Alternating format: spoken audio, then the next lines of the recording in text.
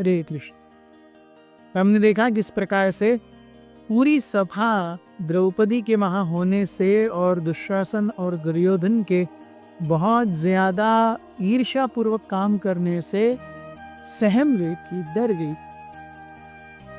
भीम ने जोर शोर से युधिष्ठिर के साथ अपनी अनकही जो वो क्षोभ था वो व्यक्त किया।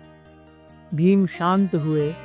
विकर्ण ने अपना मत रखा कि ऐसे नहीं करना चाहिए, द्रौपदी को वापस ले जाना चाहिए। किसी स्त्री को जुए के पट्टल पर रखना ये शास्त्र सम्मत कहीं नहीं है। Immovable things can be sticked, movable things cannot be sticked. Yes.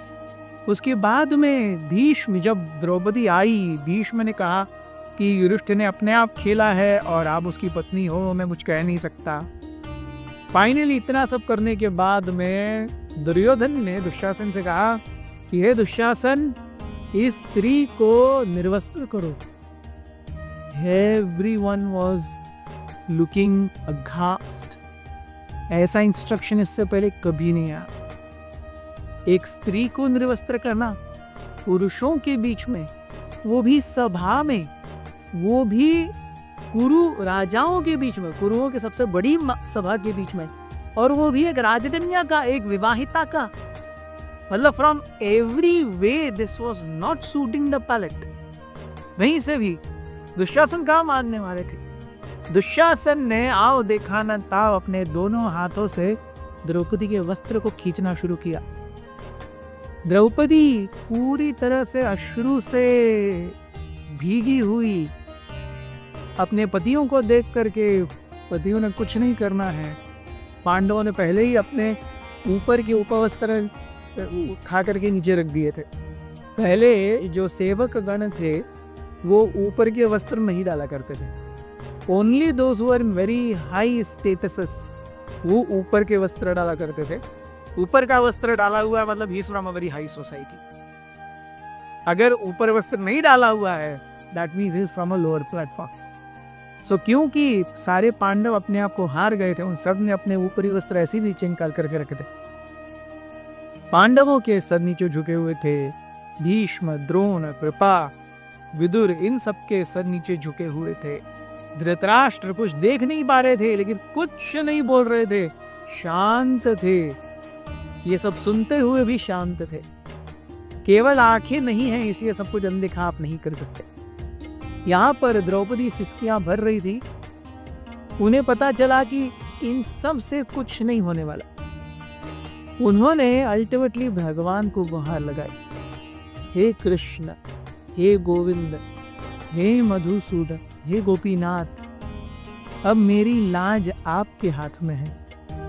अगर इस लज्जा को मैं नहीं ढक पाई तो मैं जीवित कैसे रहूंगी? और अगर आप इस समय मेरी मदद नहीं करेंगे तो और कौन करेगा?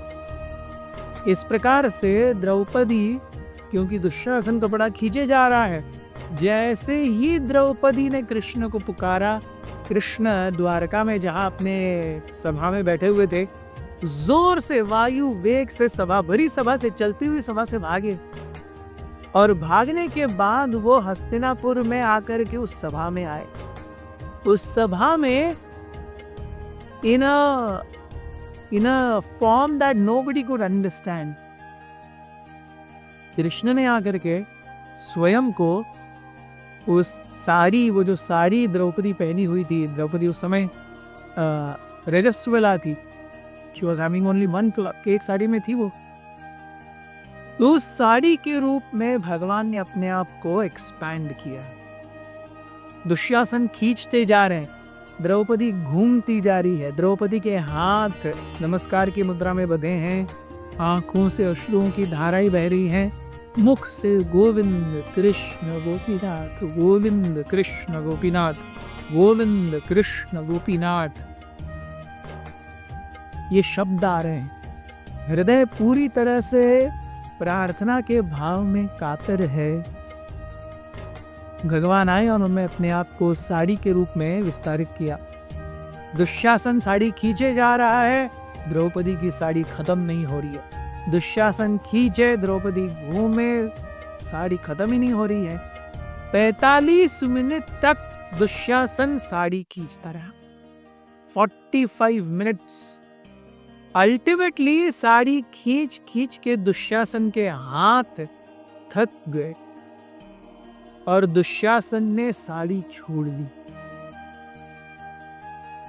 जब ये हुआ तब सारे कौरव सभा मान गई कि द्रौपदी ये एक साधारण स्त्री नहीं है। साधारण साड़ी उतारने में कितना समय लगता है? 45 मिनट तो निश्चित रूप से नहीं लगते। यहाँ पे जरूर कोई चमत्कार हुआ है जिससे या जिसने द्रौपदी की लज्जा की रक्षा की। सारी कुरुसभा देख करके कि द्रौपदी अभी भी साड़ी में है, एवरीवन साइड रिलीफ। जो अनहोनी होनी थी वो हुई नहीं है। जो सभ्य हैं उनके लिए, वैसे तो इस सभा में कोई सभ्य है ही नहीं, क्योंकि इस तरीके से किसी स्त्री की हालत देखने में क्या सभ्यता है। लेकिन फिर भी जो दुशासन, दुर्योधन, कर्ण इनके मन में था, शकुनी के मन में था, ये सब हुआ नहीं। इसीलिए सब ने द्रौपदी को देख करके एक निश्वास निकाला और द्रौपदी के प्रति उनके मन में आदर, डर बैठ गया। अब सहानुभूति नहीं थी। जब दुशासन ने साड़ी पकड़ी थी द्रौपदी की, तब द्रौपदी के प्रति सहानुभूति थी। अब सहानुभूति नहीं थी, क्योंकि यहाँ पर द्रौपदी अबला नहीं, सबला बन के उभरी थी। जब तक दुशासन साड़ी खींचा था तब तक द्रौपदी निर्वस्त्र नहीं हुई थी। This was a चमत्कार, and this means that she was not ordinary. जैसे ही दुशासन थक गए, वैसे ही विदुर उठे। विदुर ने कहा कि हे राजन, इस भरी सभा में इस स्त्री के ऊपर इतना अत्याचार हुआ है, पूरी सभा ने ये देखा है। द्रौपदी कुछ प्रश्नों के साथ आई थी इस सभा में। उन प्रश्नों का उत्तर नहीं दिया गया है। अगर सभा में गणमान्य व्यक्ति हो, ज्ञानवान व्यक्ति हो, किसी प्रश्न का उत्तर जानते हुए भी, धर्मों को, नीति शास्त्रों को जानते हुए भी अगर वो उस प्रश्नों का उत्तर नहीं दे रहे हैं, आगंतुक के प्रश्नों का अगर निरसन नहीं कर रहे हैं, तो जो सभा में बैठे हैं उन सबको पाप लगता है। आपको द्रौपदी के प्रश्नों का उत्तर देना होगा। आप क्यों नहीं दे रहे हैं? सारे पुरु महाजन जो यहाँ बैठे हैं, द्रौपदी के प्रश्न का उत्तर क्यों नहीं दे रहे हैं? क्या दुर्योधन ये जो करने की इच्छा रख रहा है, क्या ये शास्त्र सम्मत है? जो अभी द्रौपदी ने अपनी शक्ति दिखाई है, क्या ये अपने आप में एक कह सकते हैं कि द्रौपदी की शक्ति का एक भाग नहीं है? कोई तो है जो द्रौपदी को संरक्षण दे रहा है, वो यहाँ पर दिख नहीं रहा है। ये चमत्कार से कम नहीं है। अभी भी हमें शास्त्रों के नियमों से उल्लंघित नहीं होना चाहिए। और अगर आप समझते हैं कि मैं ठीक नहीं बोल रहा हूं, तो मैं आपको एक कथा बताता हूं ऋषि अंगिरस की, जिससे हमें पता चलेगा कि अगर कोई आगंतुक हमारे पास आता है और हम अपने चीज़ों को जानते हुए भी हम उनका निराकरण नहीं करते, तो क्या रिजल्ट आता है। विदुर ने क्या कथा बताई अंगिरस की, ये हम देखेंगे कल। बहुत बहुत धन्यवाद। करें अथ श्री महाभारत कथा।